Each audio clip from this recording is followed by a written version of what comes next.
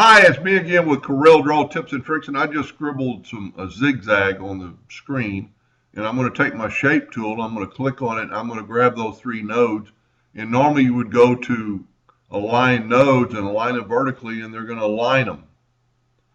But that all depends on which one you're going to pick, and if you wanted it more in. So did you know that you could go to Effects? We'll go to Range, go to Line and Distribute, and open up the Line and Distribute Docker.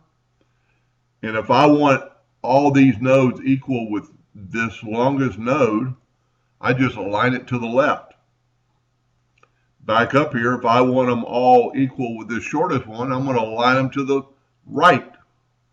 Same here, I'm going to align these to the right. But what's also cool about this, and they're pretty symmetrical already, but let's say they're not. Let's select them all, and let's align them,